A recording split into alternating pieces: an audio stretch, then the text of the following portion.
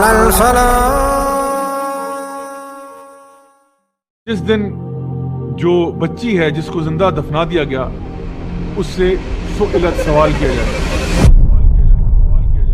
جب سورج لپیٹ دیا جائے گا اور جب تارے بے نور ہو جائیں گے اور جب پہاڑ چلا دیے جائیں گے اور جب حاملہ اونٹنی بیکار چھوڑ دی جائے گی اور جب جنگلی جانور جمع کیے جائیں گے اور جب زندہ دفن کی گئی لڑکی سے پوچھا جائے گا کہ اسے کس گناہ کی سزا دی گئی ہے اور جب دفتر عمل کھول دیے جائیں گے اور جب آسمان کی کھال کھینچ لی جائے گی اور جب جہنم بھڑکا دی جائے گی اور جب جنت قریب کر دی جائے گی تو ہر شخص جان لے گا کہ وہ اپنے ساتھ کیا لایا ہے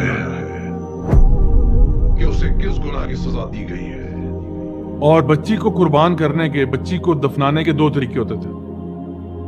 ایک طریقہ تو یہ تھا کہ جو حاملہ عورت ہے وہ جب اس کی ڈیلیوری ہوتی تھی تو وہ اس کے ساتھ ہی گڑھا کھود دیتے تھے.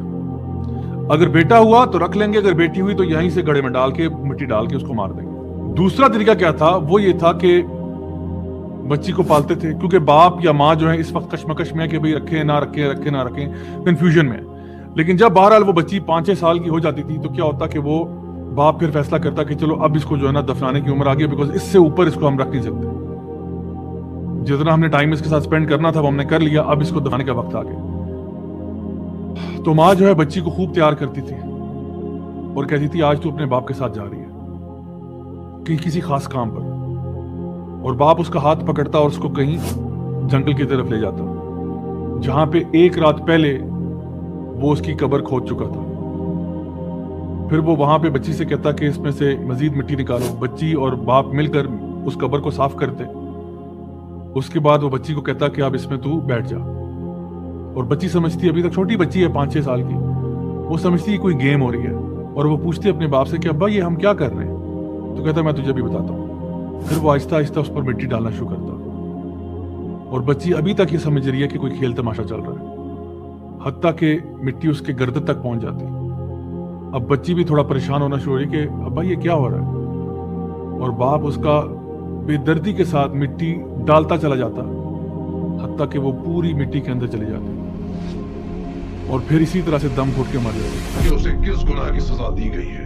اور باپ یہ محسوس کرتا کہ میں بہت باعزت ہو گیا ہوں, میں نے اپنی بیٹی کو دنیا سے رخصت کر دیا. میڈی برن سسٹرز, یہ ان کا کلچر تھا, یہ ان کا کلچر تھا. اللہ سبحانہ تعالیٰ فرماتے ہیں بِأَيِّ ذَنْبٍ قُتِلَتْ, ذنب کہتے ہیں کسی چھوٹے سے گناہ کو, کہ تو یہ بتا کہ کس چھوٹے سے گناہ کے پیچھے تجھے قتل کیا گیا.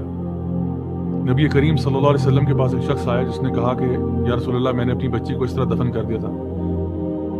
نبی کریم صلی اللہ علیہ وسلم کی آنکھوں میں آنسو آ گئے, آپ نے رونا شروع کر دیا, اور آپ نے کہا کہ خدا کی قسم اگر کوئی گناہ ایسا ہوتا جس کا اسلام لانے کے بعد بھی پکڑ ہوتی اور اس کی سزا ملتی تو وہ یہ گناہ ہوتا. یہ اللہ کا غضب ہے جو کہ ٹوٹ رہا ہے انسان کے اوپر, کہ تو اپنی ایک کلچرل پریکٹس کے پیچھے تو نے بچی کو دفن کر دیا.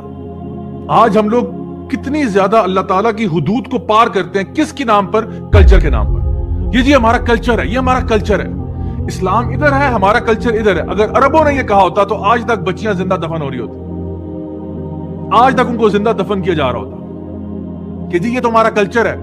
کلچرز کا اسلام سے کوئی تعلق نہیں ہے, بالکل تعلق ہے. آپ کا کلچر بھی اسلام کا پابند ہے. کوئی بھی ایسی کلچرل پریکٹس جو اسلام کی روح کے ساتھ ٹکراتی ہو, اس کلچر کو اٹھا کے باہر پھینک دو. ہمیں نہیں چاہیے ایسا کلچر. میڈیئر برادرز اینڈ سسٹرز, یہ آیات بڑی سخت ہیں جہاں پہ اللہ سبحانہ تعالیٰ کا غضب جو ہے اس انسان پر برس رہا ہے جس کو اللہ تعالیٰ نے ایک پیاری سی ننھی شہزادی عطا فرمائی تھی, اور اس نے اس شہزادی کی قدر نہیں کی اور اس کو زندہ دفنا دیا. یہ اس انسان کا عالم ہے جس کے بارے میں اللہ تعالیٰ نے پچھلی سورہ میں ارشاد فرمایا تھا قتل الانسان ما اکفرہ, ہلاک کر دیا جائے, برباد کر دیا جائے ایسا انسان. کس طرح وہ اللہ تعالیٰ کے ساتھ کفر کرتا ہے, اللہ کی بتائی ہوئی حدود کو کراس کرتا ہے. کہ اسے کس گناہ کی سزا دی